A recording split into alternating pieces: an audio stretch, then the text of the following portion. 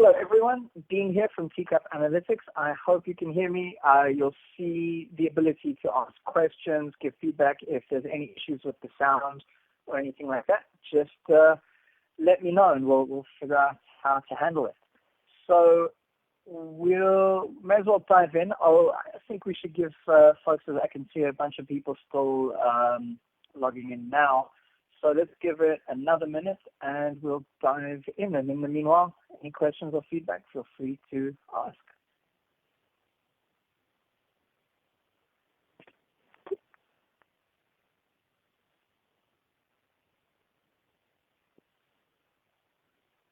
All right. You know what? Let's dive right in. Great. So thanks so much for joining me for this webinar. I'll tell you a little bit about me and Teacup very briefly, and then we'll dive in. But let's start at the very start. This webinar is titled Opportunity or Optimize, the only two possible outcomes of analysis. And while I certainly know that sounds like quite a bold statement, I think by the end of this you'll agree. It's worth mentioning we're always talking at a fairly high level here, and obviously you can always get more sophisticated or more granular at any moment, but I do certainly believe that even at a more granular level, this concept and philosophy still applies. So let's move on.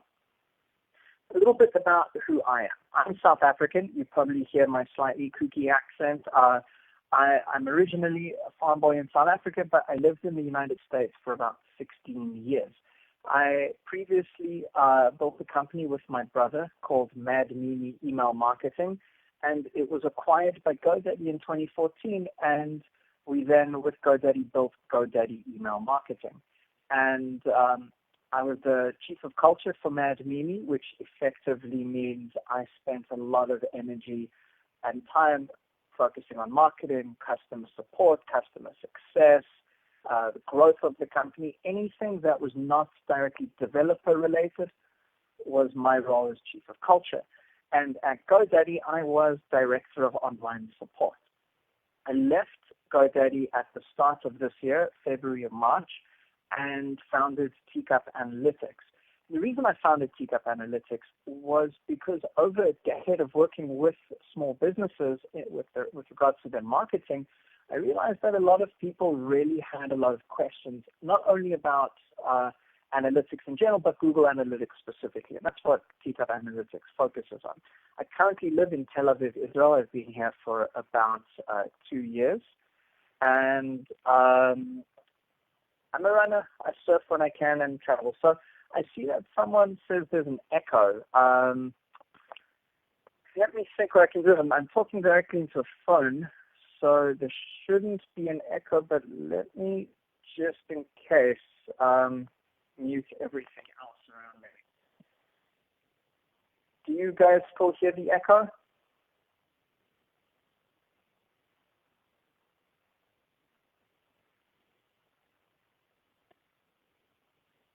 Let's see. Maybe I can hear an echo back. I think I might hear that echo. All right. Well, my options are, I'll wait a little bit and see if other folks hear this echo. If you can post it as a question or as feedback, I'll keep an eye on it. And if so, I'll just hang up and redial in. Cool. Well, I'll press on and I'll just watch for any more feedback from you guys. So a little bit about Teacup. Teacup launched this year in March of 2016, and what we do is we make Google Analytics data simple. And how do we do that? We have a library of 30 ready-made or over 30 ready-made reports. Great. Okay, so I think it was my computer was not muted. Okay, great. I'll press on. Thanks, guys. So we have 30 or over 30 analyst-crafted reports, and everything's framed as a question and answer. Of course, it's back as I dive in. You know what? If everyone will bear with me, I'll just hang up and call back in and see if that solves the issue. Thanks, everyone, for the feedback and letting me know.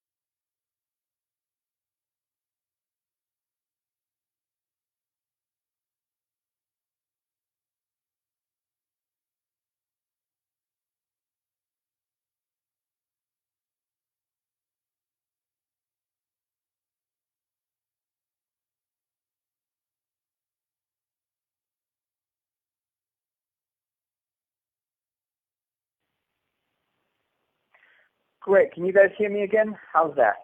Any better? I'll assume it's better, and I'll keep pressing on again, and I'll just keep an eye on the questions or the feedback area, and I'll wait for more feedback from you guys. Thanks. Great. So back into what Teacup does. So we have lots of reports, and the way we frame all our reports is question and answer. So we have heard from hundreds of businesses. The common questions, certainly it's focused more on small businesses, like where did my traffic come from? How often are people visiting my website? And our reports are built around answering these specific questions. Another thing that Teacup does quite well is actually grade qualitatively. So what we do is we analyze recent traffic in the last few months, and we say, okay, what is average? What's the normal behavior for your web traffic? And then we grade your current channels and segments and web traffic relative to that. So you can, at a glance, see which channels are performing above or below average. And also, we have a feature called Achievables that if you do decide to act and make a change regarding a metric like your conversion rate, we'll monitor the impact of your action on that metric for that channel or segment or landing page or whatever, and let you know over the next few months if it indeed gets, if you do indeed beat your previous average. So I see that this isn't getting better. I'm sorry. Unfortunately, I don't have much that I can do about this, except I can try sign in one more time with a different method. Give me 2 more minutes to give this one more shot. Thanks everyone for your patience with sorting out this audio issue. Cheers.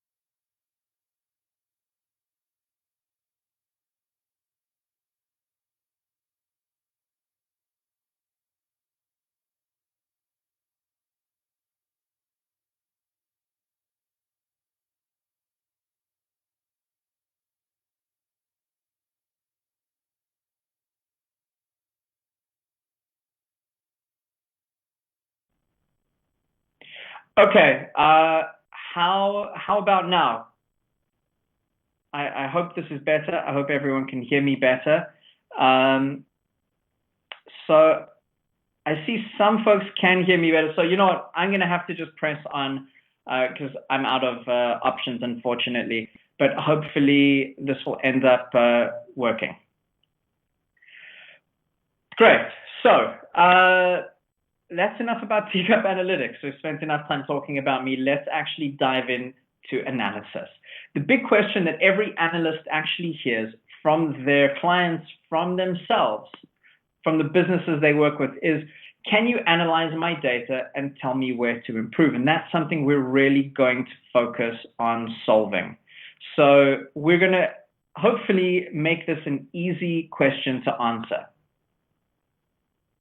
So let's talk about why analysis actually matters very briefly. And I know most of you, and I'm so glad I see that things are working better now. It's quite funny, I actually switched from a phone to Skype. So way to go, Skype. Cool. Why analysis actually matters. We're here to reduce uncertainty. And the reason I'm talking about this before diving into the actual methodology is because I want to set the stage of how we're going to think about analysis when we actually get into the methodology. And so I just want to cover this stuff. I'll zoom through it and hopefully I won't go over too much that you guys already know. So analysis, to define it, is the breaking down of a complex topic to gain a better understanding. And the goal of analysis is always to reduce uncertainty. And that means increasing confidence in business decisions and inspiring new decisions to act backed by data. And the end result of analysis should indeed be action, because let's be honest, if we're investing a huge amount of time, whether it's money, man hours, whatever, to just find interesting correlations or interesting ideas, analysis is actually kind of a waste. But if the end goal is action, so then it's worthwhile. And for data to be useful, it must drive decisions that lead to positive outcomes. That means always keeping in mind what it is that you need to accomplish for your business, for yourself, etc. And without the commitment to acting, analysis is superfluous. It's a waste of time. And one of my favorite quotes from Ben Yoskowitz of Lean Analytics, that's a book, a really great book, is a good metric changes the way you behave. One can imply from that if you're looking at data that is not changing the way you behave, it's not good. Analysis needs context. And without context, it's really hard to actually make decisions. So one thing that I found I often did myself, and in working with many analysts with my last business, is that we'd often look at things in a vacuum. And so I realized that once you started acting on that, you started really getting confused and channeling budget and time and manpowers away from where things need to actually be. And so with that in mind, data should always be understood in context. And that means asking yourself, is my analysis encouraging actions that meet current business goals? There are many types of context. So let's actually add some context below here. Now, this may seem a simplistic chart, but bear with me for a second. A type of context could be task or output. And so when you're analyzing a specific output, you should analyze that within the context of other tasks and their outputs. And the same thing, if you're analyzing the performance of a team, you should analyze an individual in the team relative to his peers, or analyze the team and that team's output in the context of other teams. Similarly, departments should be compared to other departments in the same company, and companies should always be, if you're analyzing it, if you're analyzing your company in the context of achieving business goals, I think it should be analyzed in the context of previous years rather than, for example, benchmarking. So I see that my voice has gone again. I appreciate the feedback. I hope others can hear me. I unfortunately, I think I'm going to have to just like a bull press on because I'm out of solutions. Sorry, guys. And apparently someone has no visa and no pants, which I'll mark as answered. Great. So very, very cool question, that one, but I'll move on with that as well. Okay, great. So context really matters. Another thing that I'd like to just chat about is segmentation. And I like to segment things not by demographics, but by intent. And I'll explain that a little bit more as well. The foundation for our analysis lies in context. And context is provided by segmentation. And so, for example, you're not going to analyze the output of a team. You analyze the output of the individuals on the team. That's segmentation. Segmentation implies intent, because you're now understanding what does that segment want. And so understanding intent provides the actionable direction. And before we dive into the demographics, I'll just focus a little bit, awesome, so others can hear, great. Intent trumps demographics, but let's discuss why for a second. So if we're looking at, I'm a web analytics guy, so I like to always talk about different web channels, but this does apply to internal metrics as well, and team metrics, marketing, etc. So if you know that you have different groups, male and female, that's great. You can target ads by what you think men like and what you think women like. I don't find that broad enough, focused enough. I find that actually incorrect in many regards, because a single father looking for a bib is as likely to buy that bib as a mother who happens to have a family of 5 kids and a husband and their grandmother involved, also needs that bib. By understanding that they came from a keyword search for bibs for their baby is far more effective than understanding their gender, demographic makeup, income, etc. So I think focusing on the intent, as in what brought them to me, what are they looking for when they enter my funnel, is far more impactful than segmenting by demographics. I know there are going to be some that disagree, and there are certainly moments where demographics is absolutely vital, but for our discussion today, we're not thinking about segmenting by demographics. We're segments by intent, and intent for me is the next step right before conversions. So by understanding conversions, by understanding intent, you can optimize better for conversions. Great. Let's get to the good stuff. I have to give credit for this idea. It's not my concept. It's not my idea. The first I ever heard of this was from an amazing analyst named Tim Wilson, who he works with Analytics Demystified. I hope that you guys know Analytics Demystified. Certainly their team is ubiquitous on the convention circuit, etc. But Eric Peterson of Analytics Demystified wrote pretty much the seminal web analytics book. So I certainly urge everyone to check out Analytics Demystified. And the idea came in a fairly unformed, off-the-cuff blog post that he wrote in May 2015 titled Only Two Reasons for Analysis. And you can see, obviously, where the inspiration comes from. The premise that Tim brought up is that analysis is effective in 2 situations: when there's a problem and when there's a potential opportunity.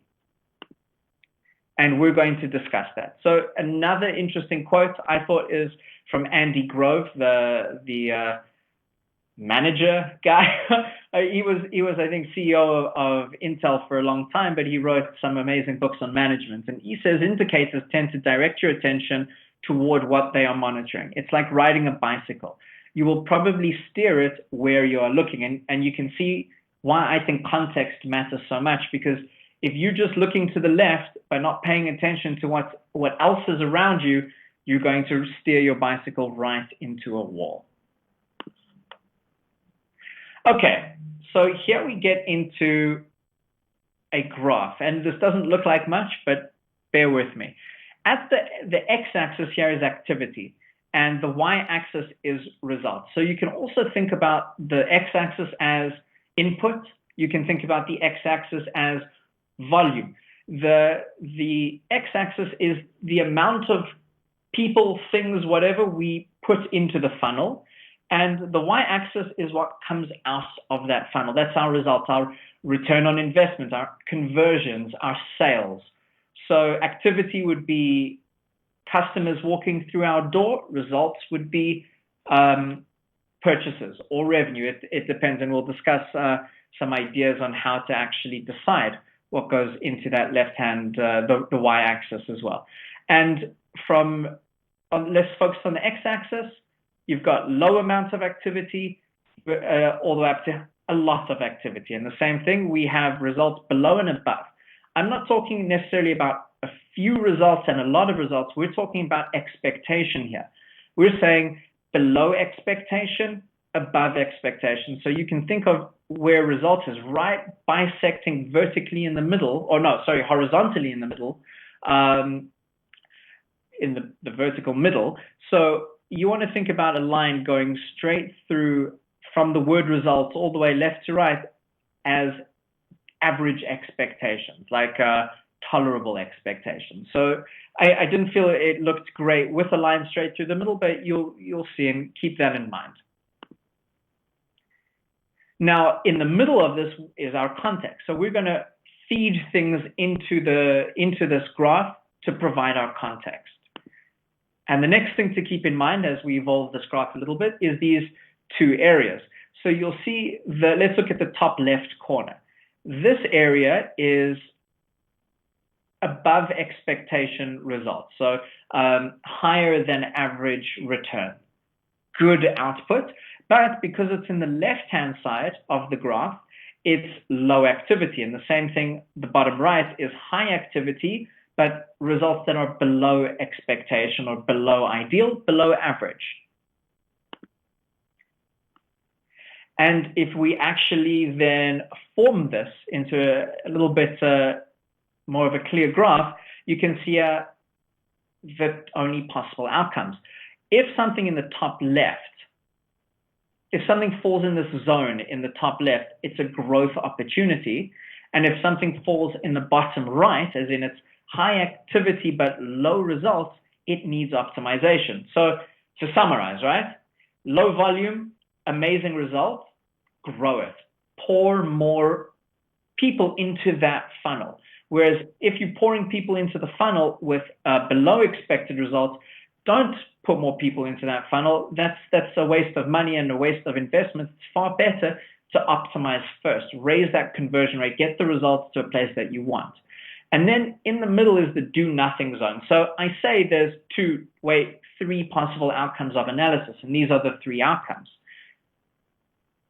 The three outcomes are, or the three, let's call it, recommendations are do nothing because it's either too low volume and too low results. So in the bottom left corner, where below and low kind of meet, this area is, the results are lousy, but at the same time, there's not much activity going on, so it's not worth an investment. And the top right corner of the do nothing zone is full capacity. The activity is high, the results are high. So you might think that's the place to invest, but you're going to have it's a real limited opportunity to get returns. What's it? The diminishing returns in the top right corner. Whereas in the top left corner and the bottom right corner, these are the areas where you can really move the needle. You can make a solid impact with your investment and time.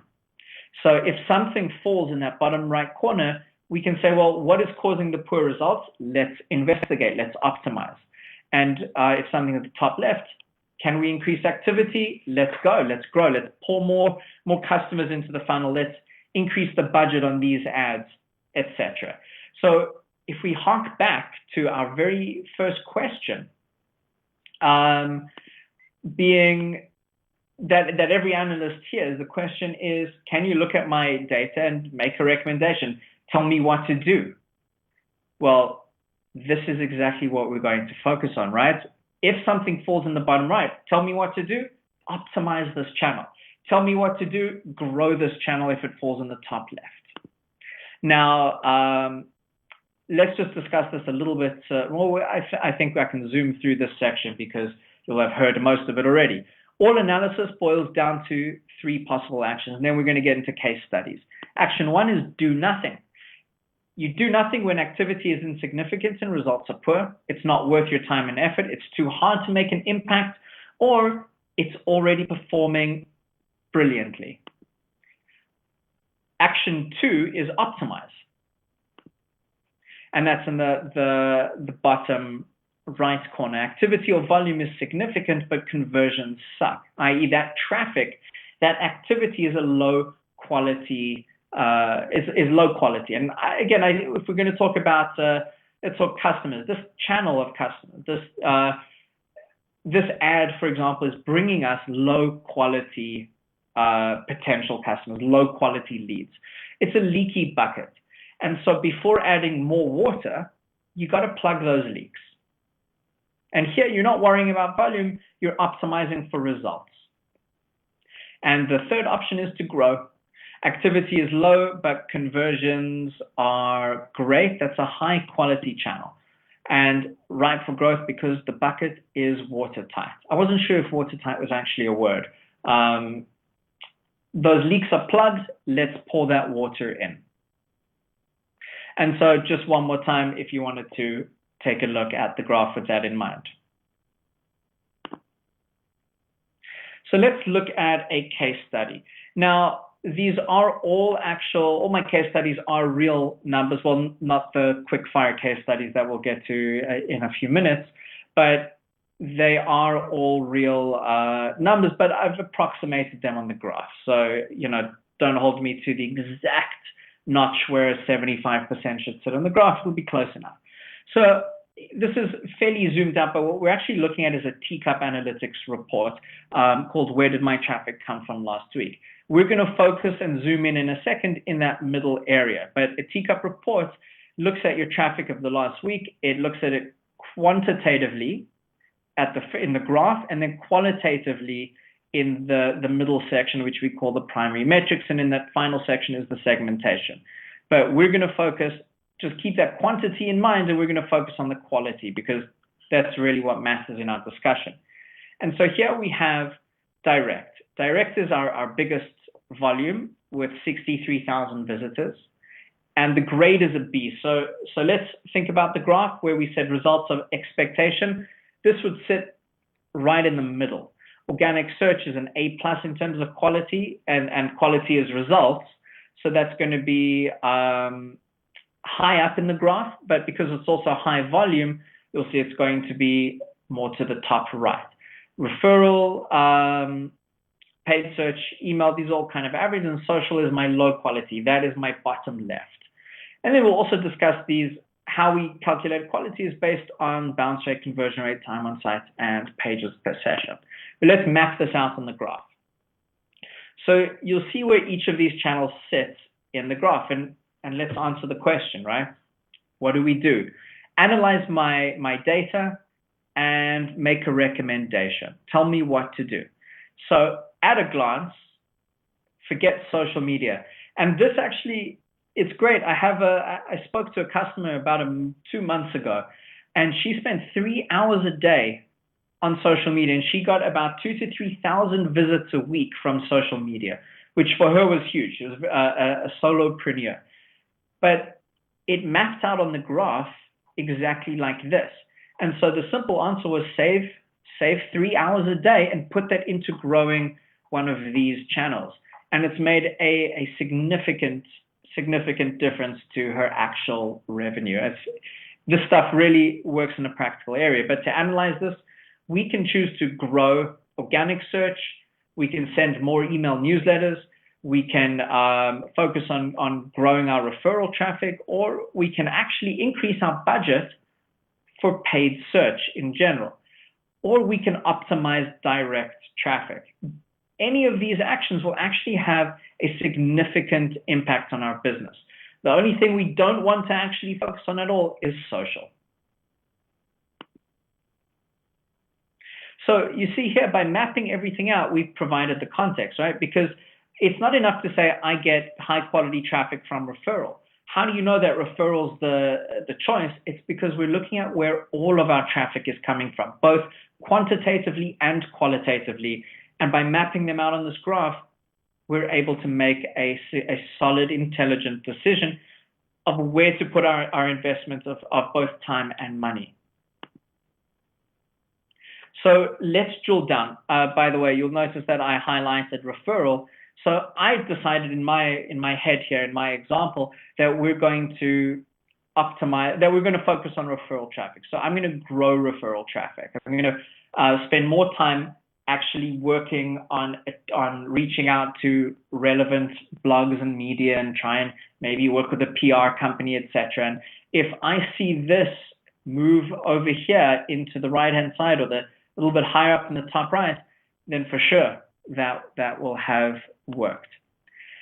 But at the same time, we can drill down and we can look at individual metrics that make up the quality. And so it doesn't have to work channel versus channel. It can work metric versus metric. If I want to optimize a channel, well, I'm going to compare the various engagement metrics. It doesn't only have to be conversion, because if I make an impact to my bounce rate, I'm probably also going to move the conversion rate needle. If I get people to stick around longer, I'm also going to I'm going to have a positive impact to this channel. But again, if you need to look at which metric to focus on, which customer behavior to focus on, we map it out on the graph. And so I can see that I can focus on trying to improve my conversion rate, or I can actually try and get my bounce rate a little bit lower. I'm not going to put too much energy on time insight and site depth simply because they're so far above expectation that it's unlikely an improvement on them is going to be significant.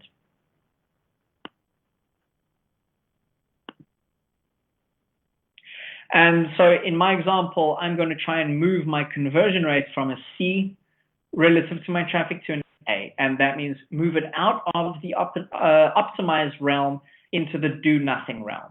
And then once it's sitting comfortably in the do nothing realm, I might want to focus on bounce rate next.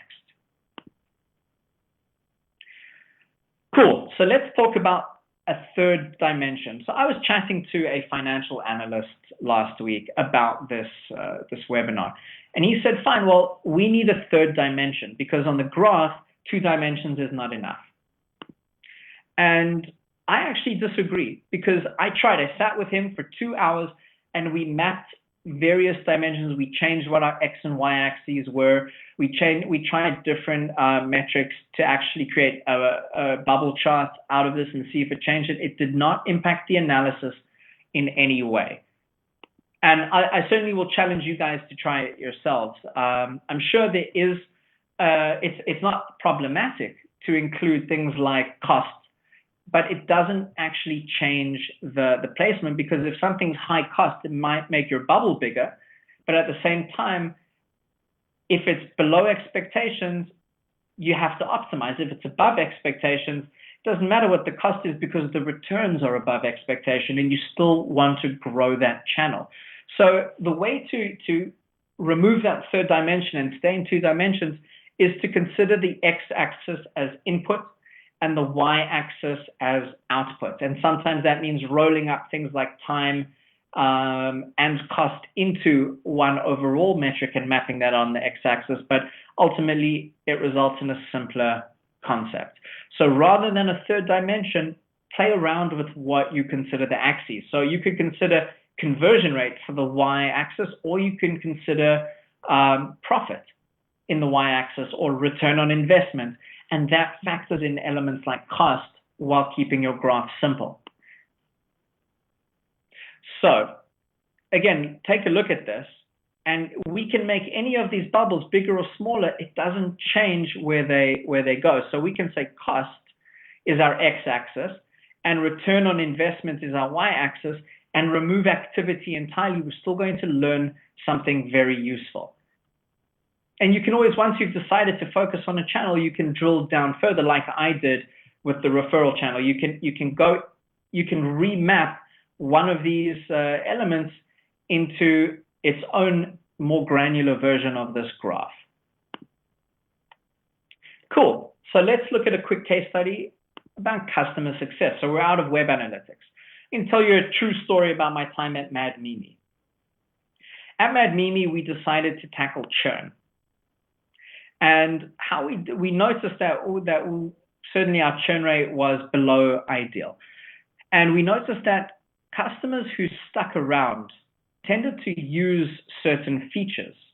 And if they use these features, it maximized their experience with the company, and it also meant that they stuck around. We ended up with a higher LTV, higher lifetime value.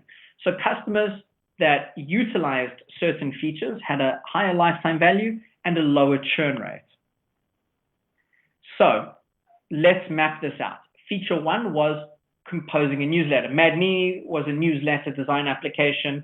One of our competitors was MailChimp, Constant Contact, iContact, etc. So if you've done any email marketing, Mad Mimi is a competitor.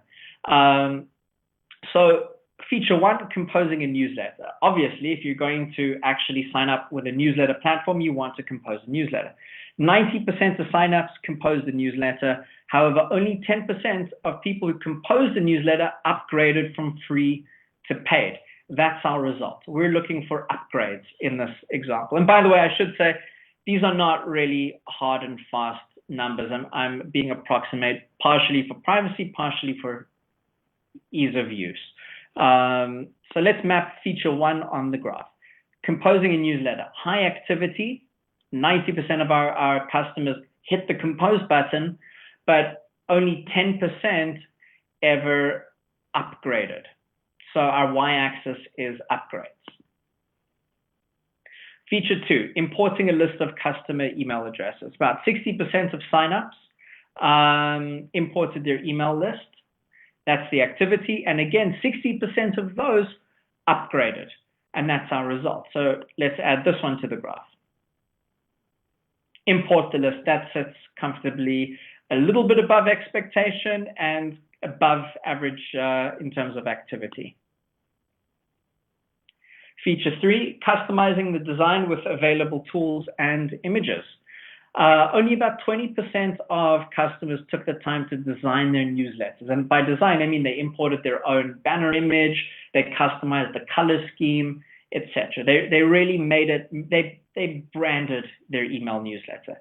80% of customers, however, with well-designed, branded, customized newsletters upgraded. And these are the people that stuck around and had the highest long-term value. Lifetime value, LTV, you get it. So customization, low activity, but way above average results, way above expectation. So, I mean, you guys can see immediately what needs to happen. The analysis showed better designed newsletters resulted in higher lifetime value and retention. The actions we needed to optimize the compose process to encourage customization and increase the number of well-designed newsletters by offering free design. So once we knew that we needed to get, I'm going to just go backwards. Once we knew that we needed to get more people customizing, we could say, well, fine, the analysis shows we need more branded newsletters. How do we do that? Well, let's brainstorm, let's make a test. Our hypothesis was if we actually gave hands-on help to certain customers to get their branded image, to offer help onboarding them and help them customize their newsletter, we could move this one to the top right. Or at the same time, we could move this one to the top right. Actually, that same action impacted both of these. It was quite convenient. So the real life result was a huge increase in customer retention. This was a very successful analysis and successful project.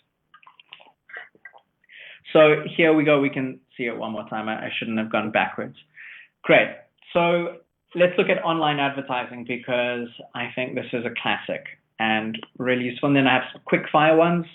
And yeah, online ads are very well suited to this technique. This helps unearth the best performing ads that are worth your budget increases, and it also unearths the ones that you need to cut the budget for until you optimize, whether it's optimizing the landing page, improving the copy, etc. So ads are perfect for this, quite simply because it's a really ripe sandbox to test in. And while it's a lot of mixed metaphors there, but I think you'll get the idea. You can do it at campaign. You can compare campaign to campaign, or you can compare ad to ad. Campaign versus campaign is the context. If you have 10 campaigns running, you can lay them out in the graph with clicks and conversions, or clicks and ROI as the two axes, and you'll see exactly which campaigns or ads need to be need more investment or need optimization. So let's look at a hypothetical. If we have campaign 1, 75% conversion rate, and let's say what's this, about 75% click-through rate. So that's a dream ad. But this, by the way, doesn't have to be out of 100%. You can kind of normalize it to whatever your top is. Just put your best performing near the right and near the top right, really. So our second campaign, 72% conversion rate, but low click-through rate. Our third campaign, 51% conversion rate, so just about expectation relative to the others, but also low click-through rate. And campaign 4, tons of clicks, but low conversion rate. So what I would really do is I would look first at campaign 4, and I would say, okay, I'm getting tons of clicks. So clearly the audience that sees this finds it compelling, why are they not converting? It's one of two reasons. I'm either appearing relevant to the wrong crowd, so I need to change my copy, optimize my copy, or I'm appealing to the right crowd, but my landing page sucks, and I'm not don't have the right call to action, or I don't have the right landing page. And actually, one of my classic examples that I see all the time is that people don't use a landing page that's customized for the intent. We're back to segmentation and intent. Who is clicking on this ad? What are they expecting? Am I serving that intent? And so that's how I would optimize campaign 4. Similarly, I would simply pour more money into campaign 2. It's awesome. The conversion rate is great. Let's increase the budget. And I might increase the budget tentatively with campaign 3. And the goal is always move as much stuff into this top right area, the top right square, if you will. And then these ads will be paying for themselves. So let's run through some quick-fire examples. The reason I added these quick-fire examples is because I wanted you to see that this doesn't have to only be web analytics. It can be a lot of ideas. So we've got employee retention. This is one of my favorite aspects. I actually use this with my team, and to brag a little bit, in 9 years of working with a customer support team, I had 0 turnover. Like literally no one quit because we focused on this stuff. We'll take a look at Chris down here. Chris has lots of interactions with customers, but the customer satisfaction is low. What do? I look at Chris's interactions. I'll review his emails with them or his phone calls. I listen to him and I'll see why he leaves the customers feeling dissatisfied. And so rather than firing Chris, I'll train Chris. So Chris, who's got a high productivity, can also improve his actual quality. And so the quantity is great. Let's improve the quality and get Chris up to the top right. Vanessa, fantastic, very productive and leaves customers feeling valued. Matthew leaves customers feeling valued, but is not so productive. So I would work with Matthew to increase his speed, get him off the phone quicker and onto the next call, or answering more emails, or chatting with more people. And Allison over here also, low productivity, but good customer satisfaction as expected. So Allison, again, a little bit more training. Can we increase Allison's productivity without sacrificing her quality? And by the way, in terms of employee retention, if your employees are both productive and effective, you're not going to lose any of them. They'll stick with you.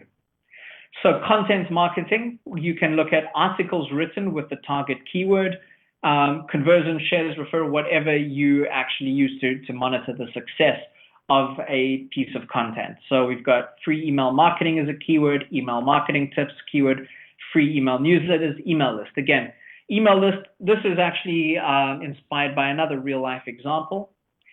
The email list, I wrote an article years ago for Mad Mimi's blog called Buying an Email List, Read This First. Or thinking of buying an email list, read this first. It was one of our highest trafficked blog posts, huge SEO value, tons and tons of people found it through organic search. It really brought us a lot of traffic over the next 4 years. The problem is the keyword was email list. And so people searching email list were finding it. So why are email list people not ending up signing up for Mad Mimi? Because they were searching, it's the intent. The intent was purchasing an email list. But my article was, if you buy an email list, you can't use our product because we would consider that spam. No matter. So that's a classic thing. If we realize this needs to be optimized, we investigate, we see that the content doesn't match intent. So I know email list is not such a great keyword.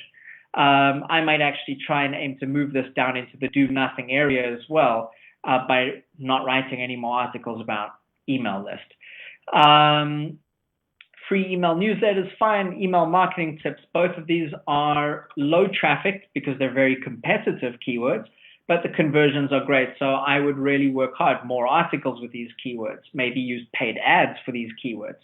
share these articles on Facebook and LinkedIn, etc.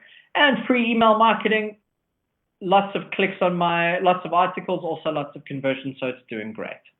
Again, you can just see that there's lots and lots of situations that this idea applies to.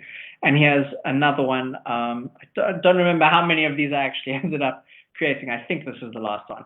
So there's a sort of classic telecom, let's call it data thought experiment. Can you reduce churn on contract renewal in telecom situations? So here's one inspired by that.